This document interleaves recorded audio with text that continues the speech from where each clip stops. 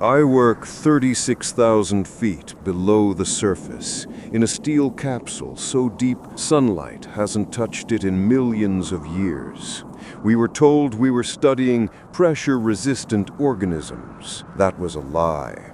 Down here we follow 9 rules, rules no one on the surface would believe. What's knocking on the hull every night? Why does the ocean glow when we pray? And who keeps whispering my name from outside the glass?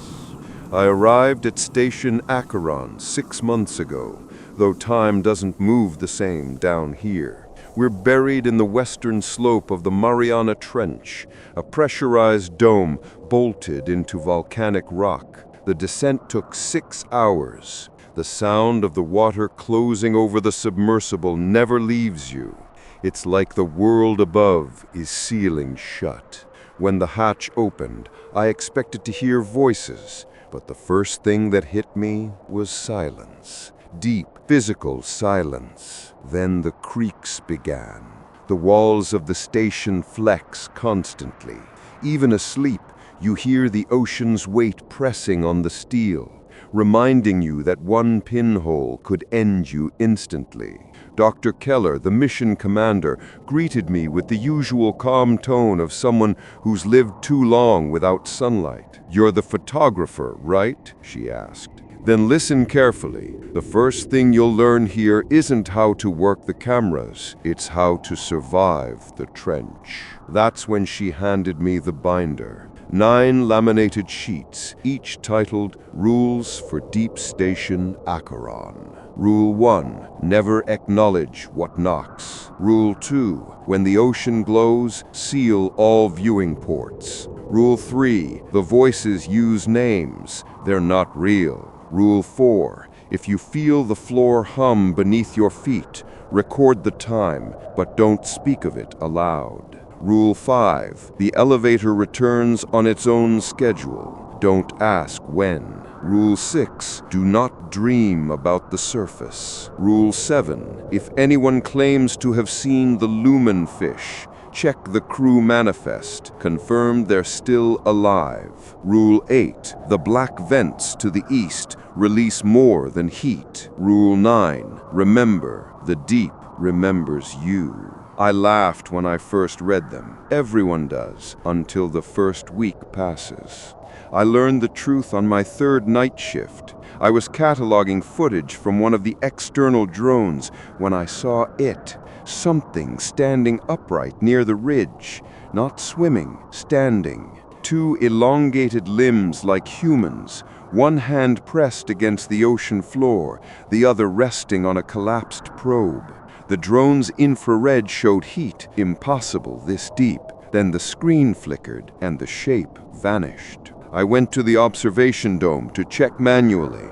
There was nothing but the dark abyss and the soft bioluminescence of plankton drifting past. But then the first knock. 3 dull thuds against the outer hull, slow, measured, like someone testing the metal with a fist. I froze. My first instinct was to radio Keller, but my training kicked in. Never acknowledge what knocks. So I sat there, listening. Each thud echoed like thunder through the floor. Then came the whispering, faint, like static carried through water. I leaned forward without meaning to, drawn to the sound. And through the glass, in the faint blue light of the trench, I saw 5 glowing marks appear, like fingerprints. Then they slid down the window and vanished. When Keller arrived minutes later, she didn't even ask what happened. She just nodded, took the footage, and said, "Congratulations, the deep has noticed you." After that, everything changed. The following nights, the knocking became rhythmic, like breathing, or waves crashing against some invisible shore. Sometimes the glow outside pulsed in patterns, like Morse code. Other times, we'd find footprints in the wet corridors leading from the airlock, too small for the suits, too detailed to be random condensation. No one talks about it openly, but we all hear it. The station hums, not machinery, a low, resonant vibration that seems to come from the rock itself. Keller calls it the reminder. Once during maintenance, one of the engineers, Ramirez, claimed he saw a woman outside, barefoot, standing on the seabed. Her hair floated around her like seaweed. When he blinked, she was gone. That same night, his room was found empty, his gear untouched. The next morning, a faint heat signature appeared 20 meters from the station, the same height and build as Ramirez. We added a new sub-rule after that. Don't look too long into the dark. By week 4, sleep became impossible. Every creak, every hiss in the ventilation system felt like something moving just beyond the light. When the power flickered, you could swear you saw faces pressed against the glass, pale, wide-eyed, and curious. And yet, despite everything, Keller never looked afraid, only tired. She once told me, "The ocean doesn't hate us, it just doesn't care what we are, but something in it does." The next time the knocks came, they weren't from outside. They came from the bulkhead, inside the station. I thought we were alone down here, but when we sealed the viewing ports, I saw movement behind the reflection. Someone standing inside the glass, whispering in a voice that wasn't mine. When I first heard the whisper, I thought it was static from the comms line, but then it said my name, twice, clear, calm, and spoken in my own voice. I froze. Every instinct told me to look away from the observation dome, to not confirm it. But curiosity is stronger than fear when you've spent weeks in isolation. I leaned closer to the glass, and for a moment my reflection blinked a half-second too late. That's when Keller appeared behind me.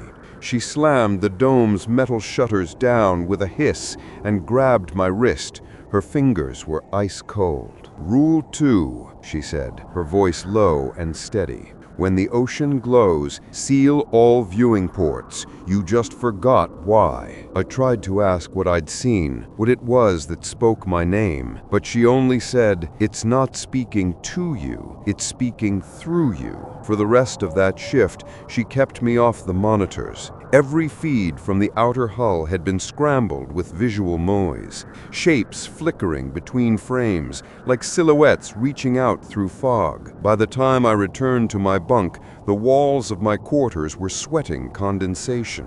I swear I could hear faint tapping inside the pipes. 3 beats, pause, 3 beats again, like a code. I wrote the pattern down on a notepad and matched it against our data logs. The same rhythm had been recorded by the seismic sensors hours before. Deep vibrations, like something crawling along the ocean floor. The next day, Keller called an emergency assembly in the galley. 7 of us sat around the bolted-down table. She laid the binder of rules in the center like scripture. "We've confirmed an external anomaly, category unknown, but it's mimicking crew identities." That's when Lieutenant Barnes spoke up. "You mean, like, voices?" Keller nodded. "Voices, reflections, even sensor echoes. It's old, and it knows how to use us against ourselves. Remember Rule 3.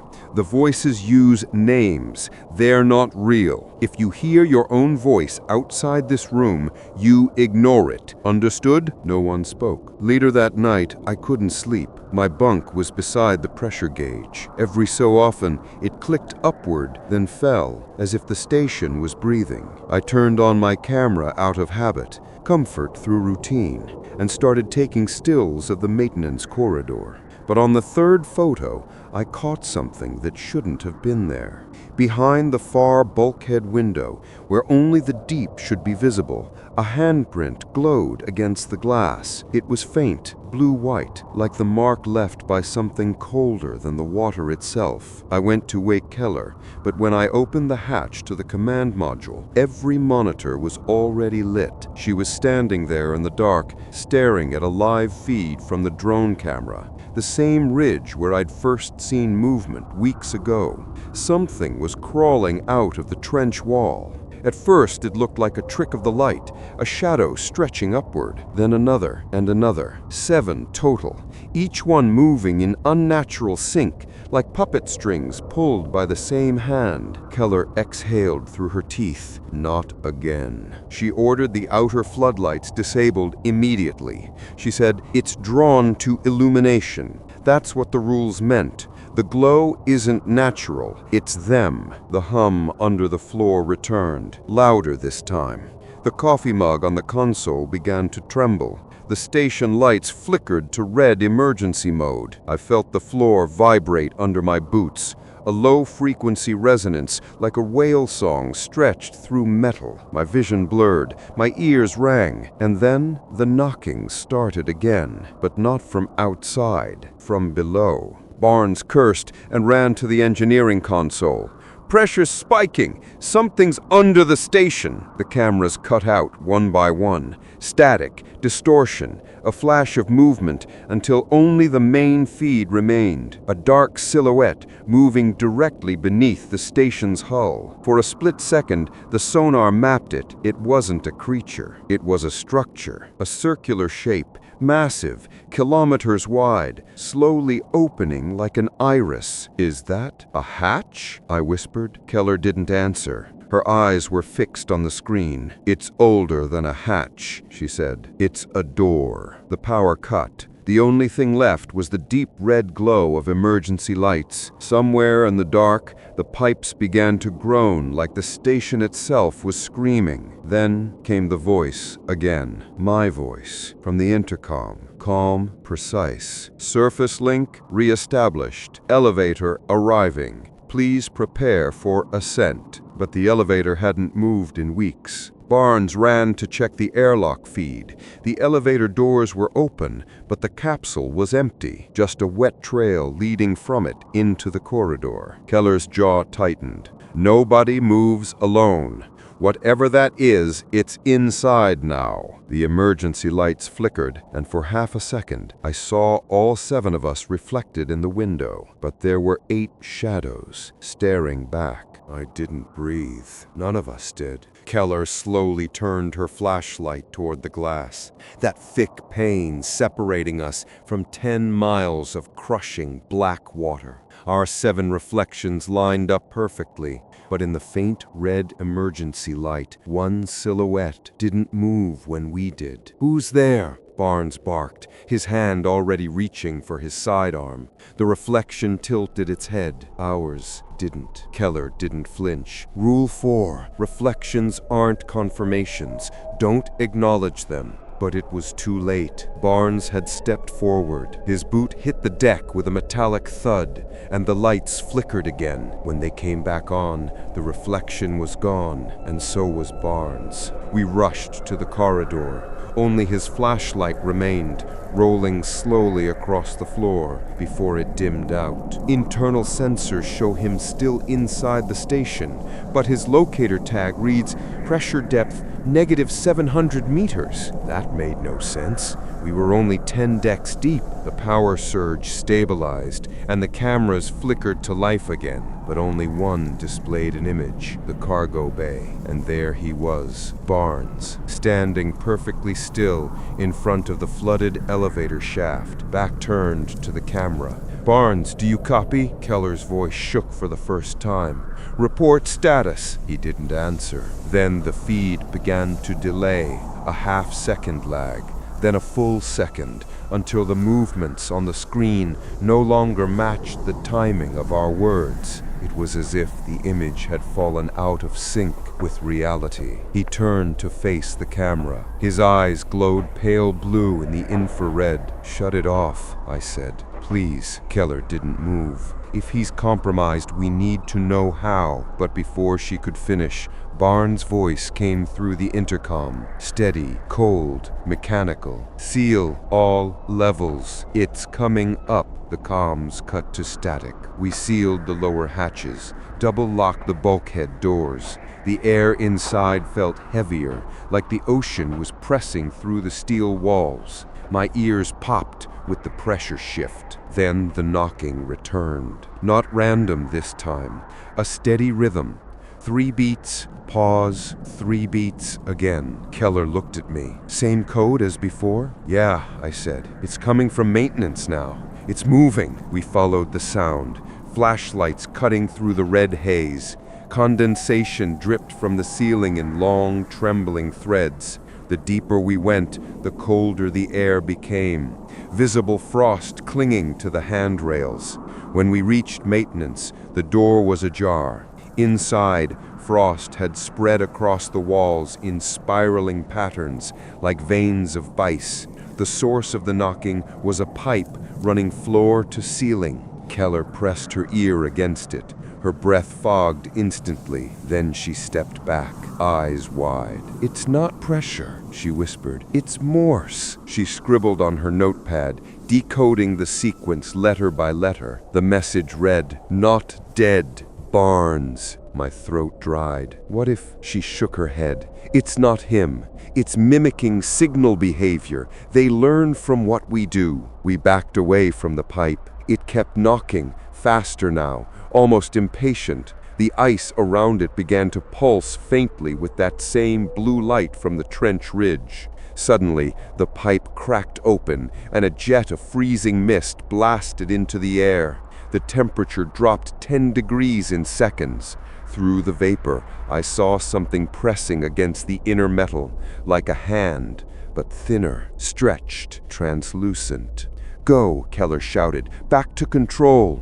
We ran, the deck plates echoing like gunfire beneath our boots. Behind us, the mist spilled into the corridor, chasing the light, curling around corners like it was alive. When we slammed the hatch shut, I heard it scrape against the other side, slow, deliberate, like fingernails on glass. Keller punched the intercom. "Command module, seal isolation bulkhead 4, now!" The heavy barrier slammed down, just as something struck the door from below. The sound was deep, wet, heavy, not like metal, but like muscle. For a minute, everything was silent except the station's alarm tone. Then Keller turned to me. "Whatever's under us," she said, "it's adapting.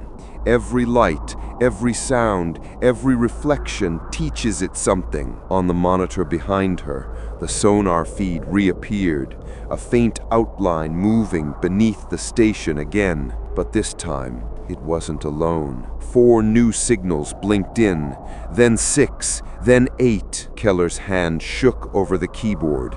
"Those aren't signatures from the trench. They're inside." The base lights went dead.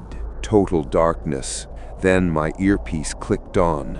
Soft static at first, then Barnes' voice, whispering right next to my ear. "Rule 5.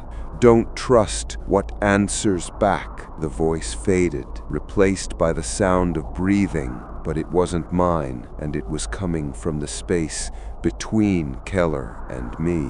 The breathing was close, too close. I felt the vibration of it in the air, slow, heavy, wet. Keller turned, flashlight trembling, but the beam caught only motes of drifting frost. No figure, no movement, yet the sound didn't stop. It matched our rhythm. Every inhale we took, it followed with one of its own. "Command, this is Deck 2, Keller hissed into her mic. "We're experiencing auditory phenomena. Request lockdown confirmation." Static. Then, faintly, a reply. Our own voices, the exact words Keller had just said, played back half a second later, distorted and overlapping. She yanked out her earpiece. "It's bouncing us back, mimicking our channel." Then, in that same doubled tone, the voice whispered, "Not dead." My blood went cold. I backed toward the bulkhead, flashlight sweeping the control room. Every metallic surface reflected our faces, warped by the condensation. But in the corner of one monitor, something shifted, a figure standing behind us that wasn't there when we turned around. Keller's breathing quickened. "Stay focused. Rule 5. Don't talk back. Don't engage." But something inside me, some primal need to confirm what we were seeing, forced the words out anyway. "Barnes, is that you?" For a moment, the station fell silent. Then, through the comms, came his answer, soft, pleading, broken, too deep. The console lights flickered. The sonar feed came online again, pulsing faintly. 8 contacts. No movement, but the proximity pings grew faster, closer, overlapping into one sustained tone. They're right below us, less than 20 meters. The floor beneath our boots trembled, like something massive shifting in the abyss. "Power cycle the reactor," I said. "Force an EM surge through the hull. Fry their sensors or whatever they're using to—"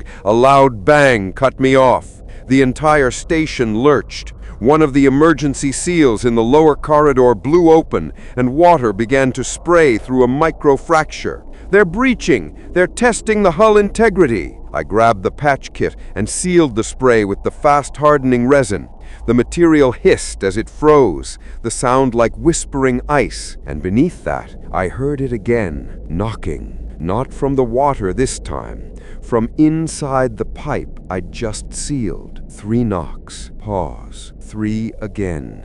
I looked at Keller. They're in the system, following our structure. She didn't respond. Her eyes were fixed on the far monitor, thermal feed, flickering through static. The humanoid shapes were back, moving in patterns that looked almost deliberate. Not swimming, not walking, studying.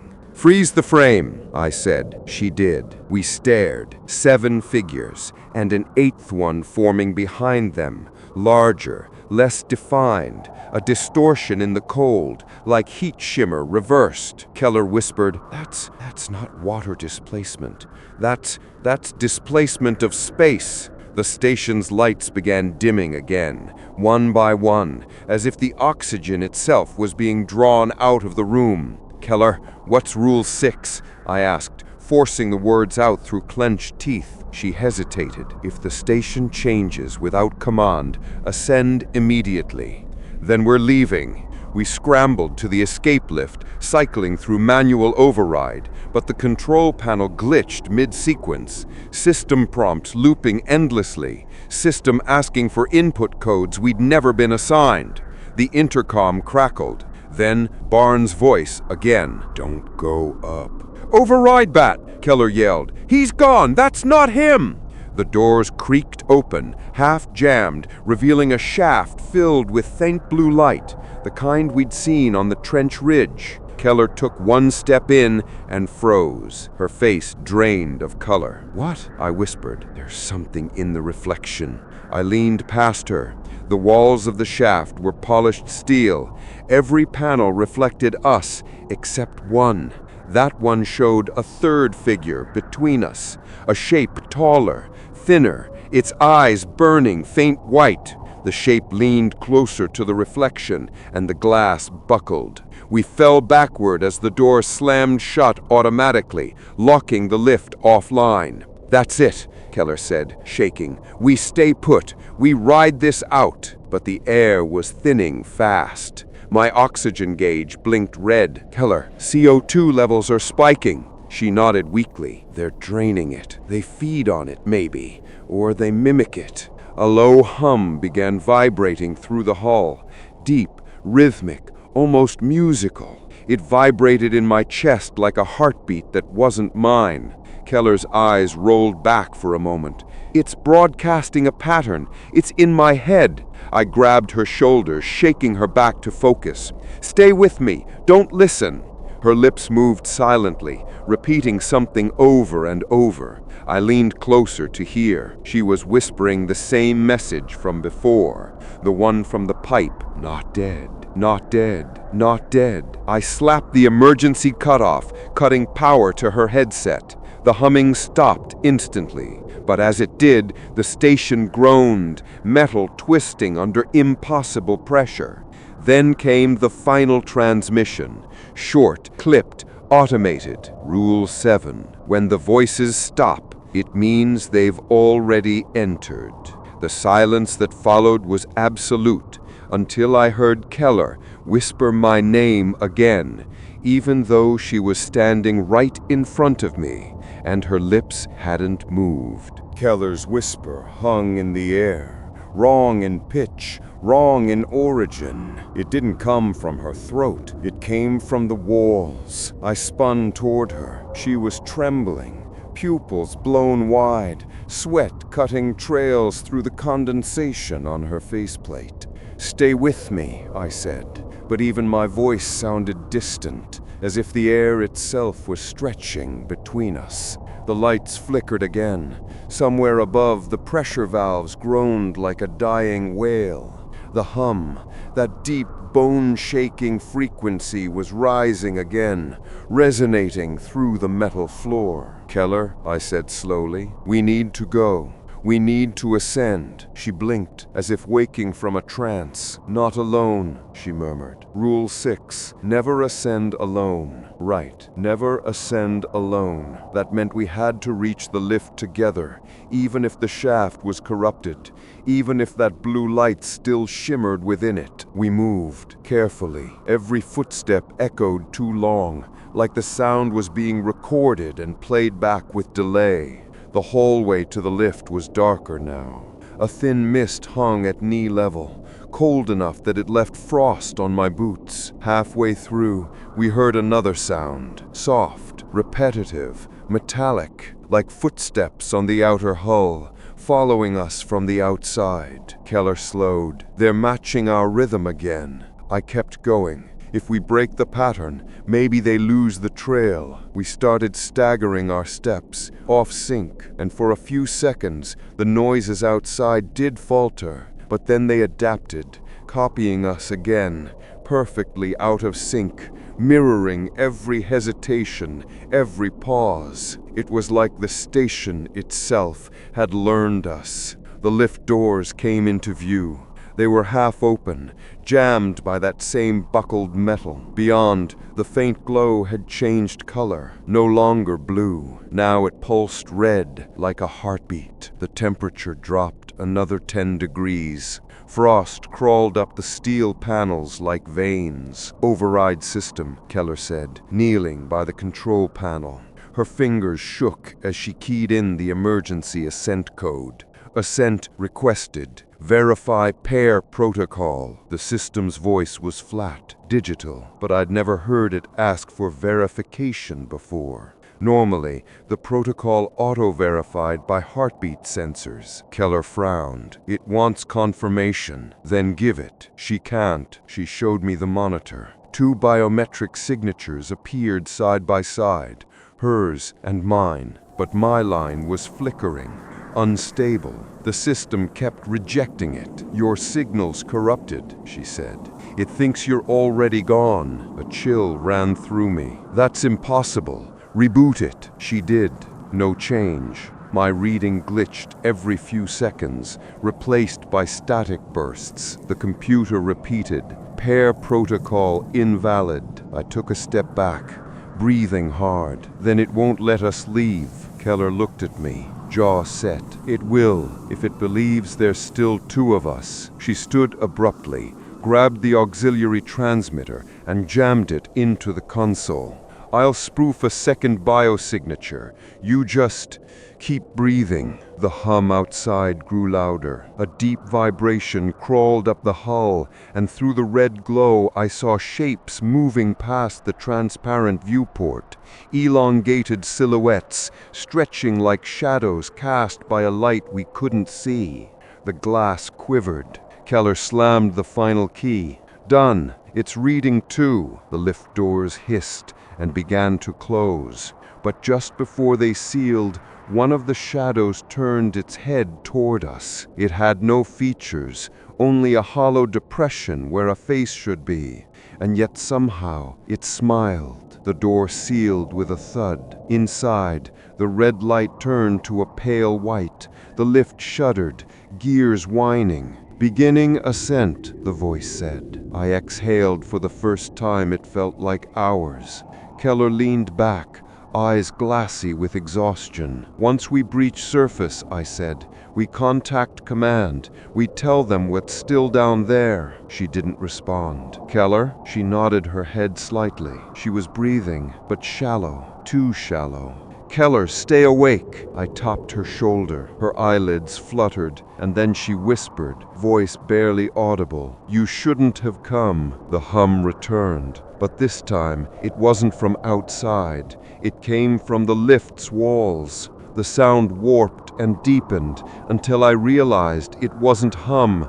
It was breathing, and it was coming from behind me. I turned. There, pressed against the far panel, was another Keller. Same uniform, same insignia, but her eyes were completely black, reflecting the emergency lights like two mirrors. She smiled, that same hollow smile. "You verified my signal." The lights flickered violently. The real Keller gasped, her hand reaching weakly toward me. "Don't let it!" The false Keller lunged, her body flickering like corrupted footage. The walls pulsed red again as she hit me. Her skin was cold, not wet, but vacuum cold, like space. The lift shook violently. One of the internal lights shattered. The last thing I saw before darkness hit was Keller, the real one, dragging herself toward the emergency latch, forcing it open. The doors exploded outward. Pressure equalized in a flash of blinding white, and then silence. Just my breath echoing in the dark. The lift was gone. Keller was gone. But the intercom crackled one last time, a mechanical voice whispering through static. "Rule 7, never ascend alone, even if you think you already have." When I looked up, I realized the station wasn't below me anymore. It was above, floating there, upside down, and something was still climbing toward it from the black. I don't remember losing consciousness, only the feeling of weightless tumbling, then an impact that knocked the breath from my lungs. When I opened my eyes, I wasn't floating, I was lying on steel. The surface was the same alloy as the station walls, but it stretched endlessly in every direction, like a mirror of the facility's underside. The lighting was dim, filtered through a fog that seemed to move against gravity. Every exhale formed a small white plume that drifted upward, only to fall again like snow. My dive helmet's display flickered. Depth reading, 0 meters, but that was wrong. The pressure still pressed on my chest like 100 tons. "Station control, this is Voss," I tried through the comm. "Surface reached, Keller missing, request recovery." Static. Then, faintly, my own voice echoed back, delayed by maybe 3 seconds. "Surface reached, Keller missing." I froze. That delay meant it wasn't feedback. It was retransmission. Something below was copying my signal. The fog shifted ahead. Shapes began to rise through it. The twisted skeletal frames of structures. I realized with growing horror that they were exact replicas of the station's modules, built from the same metal, welded into the same geometry, only inverted, as if someone had mirrored the entire base upside down beneath itself. I began to walk toward the nearest one. My boots rang hollow. Every sound was too sharp, too clean, like there was no water here, only dense, vibrating air. The hatch to the replica command room stood half open, and inside I saw movement. "Keller?" I called. A figure turned. The face was familiar. Same build, same stance, but wrong. Her eyes reflected no light. Her breathing was too steady, mechanical. She tilted her head as if studying me. Then her mouth opened slightly. "You shouldn't have verified the signal," she said. The same words the imposter had whispered in the lift. But her voice wasn't hers. It was mine. I backed away. "Where's the real Keller?" The thing stepped closer, every movement delayed by a fraction of a second, like her body hadn't caught up to the command. "There's only one Keller," it said softly. "You brought her back." A low rumble rippled through the metal beneath us, like the whole place was breathing again. Behind her, lights began flickering on, one by one, in each mirrored corridor. Each illuminated something standing still at the end of the hallway. 7 figures, each perfectly vertical, perfectly still, like sentinels cast from the fog itself. I raised my camera instinctively, the same instinct from my training, and snapped a photo. The flash briefly illuminated their shapes. When the afterimage cleared, the figures were closer, 5 meters closer. I took another photo, closer still. I stopped breathing. The imposter Keller was gone. Only her voice remained, whispering in stereo all around me. Rule 8. What Rule 8? I whispered back. The fog pulsed, and words formed, etched across the mirrored steel by light itself. Rule 8. If you reach the surface, you didn't. The floor trembled. I ran. Every direction led me back to the same module, the same door, the same red light flickering behind the viewport. Finally, I saw movement ahead. Another diver, same uniform, helmet cracked. He was waving me forward toward what looked like an open hatch glowing faint blue. "Voss, this way!" he yelled through the comm, voice breaking through the static. "Keller is alive!" The relief hit me like a flood. I sprinted toward him, but as I got closer, I realized his badge said Voss too. He froze, realizing what I'd seen. "Don't," he mouthed, but his voice on comm said, "Keep coming." I stumbled back. The air or water vibrated, and my head filled with that same deep hum that had followed us since the depths. The fake me smiled and vanished. All lights went out except one. The blue glow of the open hatch pulsed like a heartbeat. I hesitated. Every instinct screamed not to go near it, but the fog was thickening behind me, shapes moving within it, 7 tall silhouettes emerging once more. I had no choice. I jumped. The sensation wasn't falling or rising. It was both, like being pulled through my own reflection. My body stretched, my thoughts blurred. For one heartbeat, I saw myself descending, still standing in that mirrored hall. Then nothing. A hiss of decompression filled my ears. The world around me stabilized. When my vision cleared, I was in the real command module again. But the lights were brighter, cleaner.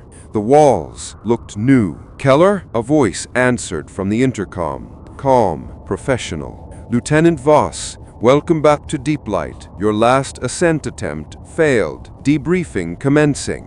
I froze. "Failed? How long?" "Surface contact not achieved. You never left." Through the viewport, the abyss outside was gone. Instead, I saw my own reflection staring back at me, standing behind me, smiling. When I woke again, the air was sterile, too perfect. The kind of artificial clean that only exists in sealed facilities. The hum of ventilation units whispered in the background, and pale fluorescent light painted everything in the same flat tone. I was lying on a medical cot, an IV line in my arm, a band across my chest monitoring vitals. A voice came through a nearby speaker. "Lieutenant Voss, we're glad you're awake." I turned my head. The observation window beside the bed was darkened, but I could just make out silhouettes on the other side, 3 of them, unmoving. "What happened?" I asked, throat raw. The voice replied smoothly, male, rehearsed. "You were found unresponsive near the reactor section. No sign of Keller. Oxygen was depleted. You've been unconscious for 31 hours. 31? I whispered. "No, I reached the surface." Silence. Then a faint scrape of a chair being pulled. "You didn't reach the surface, Lieutenant. There is no surface." My heart started to pound. "What are you talking about?" A different voice this time. Softer, female. "Do you recall Rule 8? I froze. My mind replayed the words etched into the mirrored metal below. "If you reach the surface, you didn't." The speaker crackled again. You were briefed before deployment that certain phenomena around deep light were still under investigation. Those rules weren't for superstition, Lieutenant. They're operational truth. I stared at the ceiling. Then where am I now? A click. The lights dimmed and the observation window cleared to transparency. 3 figures in lab coats sat at a desk. The center one leaned forward, hands clasped. Behind them, projected on a wall, was live video feed of what should have been the deep sea outside. But it wasn't water. It was fog. Rolling silver fog, flowing past the viewport like a tide of clouds. You're in the station, the real one, or what remains anchored in the trench. The anomaly creates a layered spatial reflection. What you experienced was a lower echo of this environment. An echo? I repeated numbly. So she's still within that reflection. And if you're here, she can't be. I sat up, tearing the IV line free. We have to go back for her. You can't, he said flatly. No vessel that re-enters after surfacing ever returns intact. We've lost 4 retrieval teams. Whatever you saw below, it mimics. It consumes through imitation. You were lucky to wake up at all. Something in his tone broke the air of control. He was afraid. I looked past them at the fog on the screen. As it swirled, I thought I saw movement inside. 7 vertical shapes, faint and tall, watching. Those things down there, the ones I photographed. What are they? He hesitated. The first documentation dates back to Project Deep Light's original mission in 1972. The submersible crew described identical phenomena before losing contact. Every recording since then has been corrupted.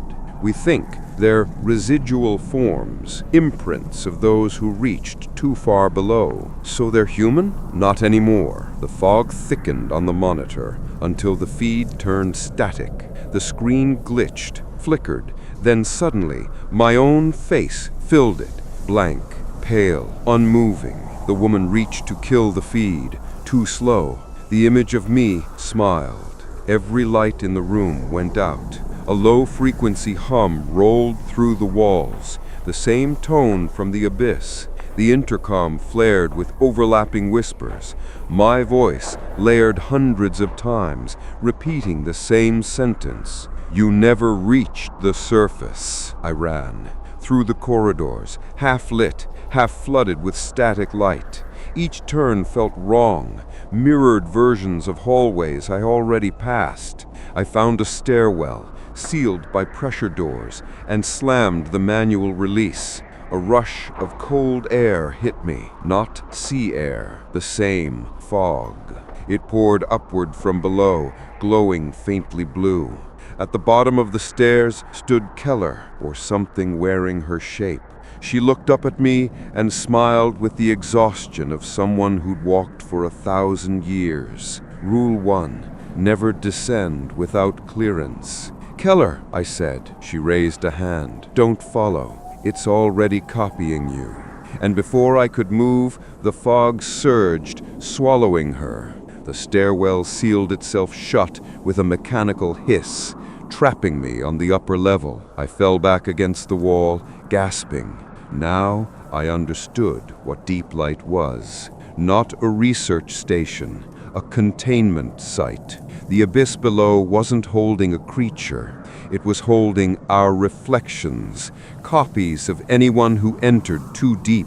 The fog, the hum, the mirrored surface, all mechanisms to keep them down there. But if I could see the fog on the feed, it meant containment had already failed. I turned toward the observation window. Outside, where only darkness should have been, the fog had reached the glass, pressing against it like breath from a giant unseen mouth. Then 7 fingerprints appeared on the surface, slowly dragging downward. The intercom came alive one last time. A voice, mine again, whispered, "Deep light remains active, but the surface isn't real." The lights went black. Only my reflection remained, smiling faintly in the window, whispering back my own words before I had even said them.